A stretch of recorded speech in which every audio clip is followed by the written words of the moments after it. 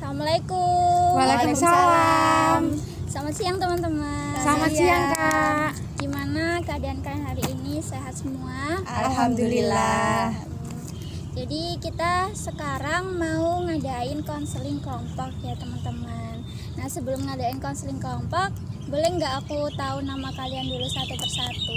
Silakan dari Mbak yang paling pojok. Nama aku Bella. Ya. Nama aku Feby. Nama aku Haya. Ya, Mbak Bella, Mbak Feby, dan Mbak Haya. Nah, sebelumnya aku mau tanya, kalian udah pernah ngelaksanain konseling kelompok? Belum. Kalau konseling individu? Belum Kak. Belum. Jadi belum ada yang tahu ya apa itu konseling kelompok. Enggak.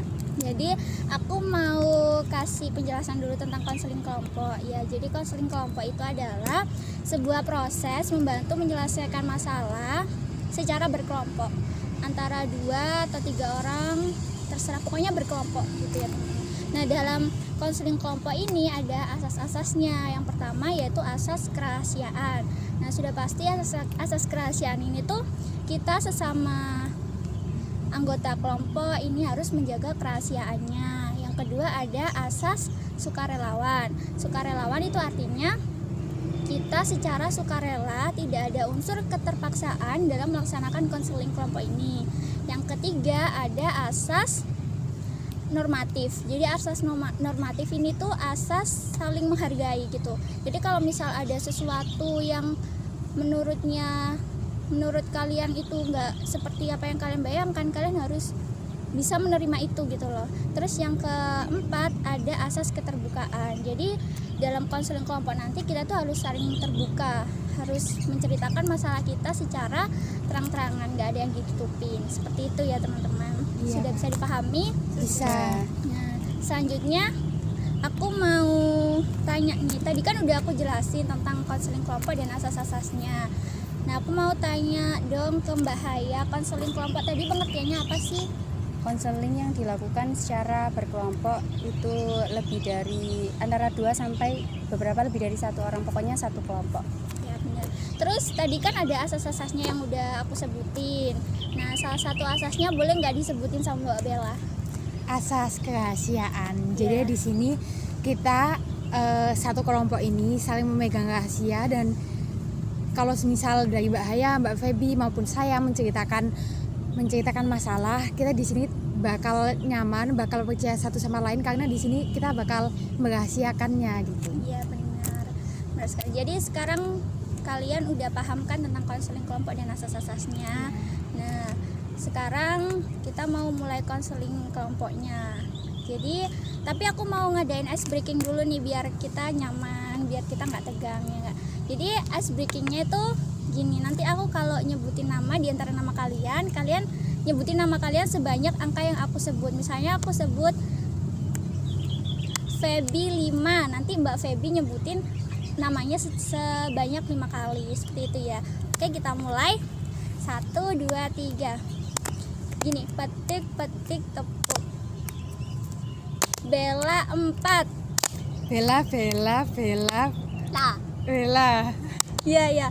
Lanjutin. Terus Feby 5. Feby. Haya 4. Haya. Ya udah sampai segitu dulu aja ya ice breakingnya. Iya. Nah kan udah ya, kita udah merasa relax kan ya, udah nyaman ya teman-teman. Kita mau lanjut ke tahap selanjutnya yaitu proses konselingnya. Udah siap belum teman-teman? Siap. Nah, pada tahap ini kita mulai menceritakan masalah yang kalian hadapi. Siapa dulu yang mau cerita? Silakan, boleh. Oke, mungkin saya dulu ya. Ya, Jadi saya tuh sedikit ragu ketika saya kan ngikut beberapa organisasi, tapi ketika ada rapat, ada evaluasi, saya tuh selalu ragu untuk menyampaikan apa pendapat saya. Terus ketika saya ingin menyanggah atau apa, saya takut apa benar yang saya mau sampaikan ini bisa diterima oleh orang lain atau gitu. Jadi Mbak Hayati itu ragu ya ketika untuk menyampaikan pendapatnya. Iya. Tuh. Terus selanjutnya siapa yang mau cerita? Saya mungkin. Ya, silakan Mbak Bella. Kalau saya itu tidak berani berpendapat, bukan berpendapat, lebih kayak semisal di kelas ada guru saya memberi soal dan sebenarnya saya tahu itu jawabannya, tapi saya tuh kayak tidak berani ngomong karena saya takut salah dan takut dicemooh teman-teman. Tapi saya sudah berusaha semaksimal mungkin, saya sudah yakin itu benar, tapi saya takut mengutarakannya gitu. Tapi saat ada teman saya yang mengutarakannya dan itu jawabannya berasal dari saya, terkadang saya kesal karena saya yang mencari jawaban, tapi malah teman saya yang bisa mengutarakan dan akhirnya teman saya yang mendapatkan nilai gitu. Saya mungkin di sana sih tidak berani berpendapat. Tidak berani menyampaikan pendapatnya. Iya. Sebenarnya sama ya kayak Mbak Hayat. Iya. Ya, selanjutnya Mbak Feby silakan. Kalau saya, masalah saya itu kurang berani menyampaikan perasaan saya ke orang lain. Jadi sewaktu bersama teman-teman itu saya itu sering kayak disuruh-suruh, tapi tuh terkadang kan kayak ada perasaan nggak nyaman, tapi saya tuh nggak berani kasih tahu ke teman-teman kalau saya tuh nggak suka. Jadi mbaknya merasa sungkan gitu ya kalau misal mau menolak untuk membantu temennya seperti itu. Ya, jadi di antara mbak-mbak ini sebenarnya Mbak Bella, Mbak Feby sama Mbak Aya ini sebenarnya masalahnya hampir-hampir mirip ya. Ya, sama-sama kayak ragu untuk mengungkapkan pendapat ataupun perasaannya kepada orang lain. Nah, untuk itu, nah dari ketiga masalah kalian tadi, masalah siapa yang mau dibahas terlebih dahulu dalam konseling kelompok ini? Karena kan kita nggak mungkin membahas semuanya dalam satu waktu ya. Kita mau masalah mana yang mau dibahas sama kalian? Mungkin Mbak Feby, jika Mbak Feby tidak keberatan. Ya, saya juga sependapat dengan Mbak Bella. Mbak Feby ya sudah disetujui ya Mbak Feby dulu yang mau menceritakan masalahnya. Jadi silakan Mbak Feby untuk menceritakan masalahnya. Jadi saya itu kan sering merasa ragu dalam mengungkapkan perasaan saya. Saya itu sewaktu bersama teman-teman itu kayak sering disuruh, kamu tolong beliin ini dong, aku titip ini dong gitu. Tapi saya tuh ingin menolak itu kayak nggak berani gitu loh, takut kayak ragu-ragu, takut menolak. Iya, jadi saya ya udah ya dengan terpaksa saya mau. Oke, jadi kan tadi Mbak Feby sudah menjelaskan tentang masalahnya ya, udah dijelaskan juga kenapa perasaannya. Jadi Mbak Feby ini adalah tipe orang yang people pleaser ya. Jadi kayak untuk mengungkapkan pendapat atau menyuarakan perasaannya kepada orang lain itu sulit, dan juga menolak untuk berkata tidak itu juga sulit gitu karena takut melukai perasaan orang lain, seperti itu kan ya. Nah, jadi dalam konseling ini tuh ada yang namanya teori behavior, teman-teman. Jadi dalam teori behavior ini tuh ada salah satu teknik yang namanya itu assertive training. Jadi assertive training itu untuk memberikan konseling itu untuk bersikap tegas terhadap dirinya gitu, untuk bersikap tegas menolak kalau misal dia itu merasa tidak nyaman dengan apa yang dia rasakan. Jadi di sini saya akan memberikan assertive training itu kepada kalian semua karena kan masalah kalian kan hampir mirip ya. Jadi di sini nanti kita akan bermain peran, bermain dialog ya teman-teman. Jadi nanti aku ada cerita nih, misalnya kalian itu ada dalam satu kelompok. Nah, nanti itu pekerjaan kelompoknya Mbak Feby nih yang dibebankan. Jadi nanti Mbak Bella itu memberikan tugasnya kepada Mbak Feby. Begitu juga dengan Mbak Hayati. Jadi Mbak Hayati nanti itu juga beralasan karena dia itu sibuk dengan organisasinya atau punya kegiatan lain, seperti itu. Ya teman-teman, jadi kita akan bermain dialog dan bermain peran di sini. Ya, silakan dimulai. Jadi pertama kalian tuh dalam kelompok gitu teman-teman. Ya, silakan Mbak Bella dulu, bolehlah. Feby, tolong dong kamu yang ngerjain semua tugas kelompok ini ya. Soalnya kan kamu kan kayaknya nggak ngerjain apa-apa dan di sini kayaknya kamu lebih paham. Jadi ya kayak ya udah kamu aja yang ngerjain semua ya. Aku ada kerjaan. Iya Feb, soalnya aku juga masih ada rapat beberapa organisasi, jadi tolong ya Febi dikerjain. Tapi kan tugasnya kan kita udah bagi sendiri-sendiri. Iya, tapi kan aku kan sibuk. Aku sibuk ada pekerjaan. Terus Hayati juga apa tadi kamu Hayati? Ada mau rapat. Iya. Ya. Ayo silakan Mbak Feby mengungkapkan perasaannya, berani berkata tidak jika kamu merasa tidak nyaman.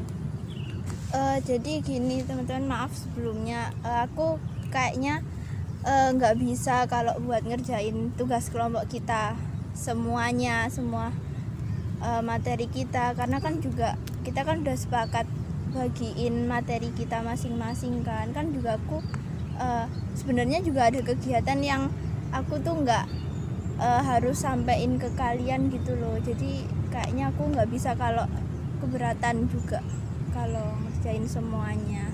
Oke, bentar. Ya seperti itu ya teman-teman. Jadi kalau kita merasa tidak nyaman dengan apa yang kita alamin, sebisa mungkin kita mengatakan tidak gitu.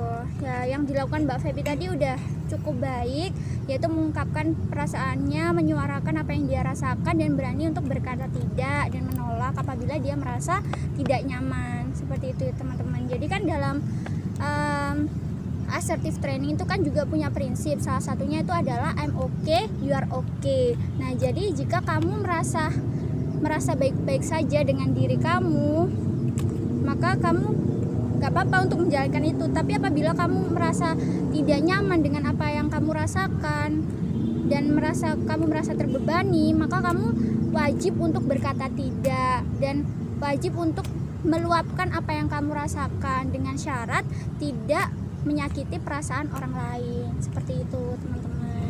Oke, jadi udah selesai ya sepertinya konseling kali ini. Jadi Mbak Feby juga sudah berani untuk menyuarakan perasaannya. Jadi aku mau tanya sama teman-teman dari proses konseling ini tadi, perasaan kalian itu seperti apa? Boleh Mbak Feby dulu. Jadi sewaktu saya mencoba terapinya itu saya memang merasa takut, deg-degan gitu, nggak berani. Tapi setelah sudah kita mencoba untuk melakukan terapi itu sudah sedikit lega dan sudah sedikit berani untuk mencoba.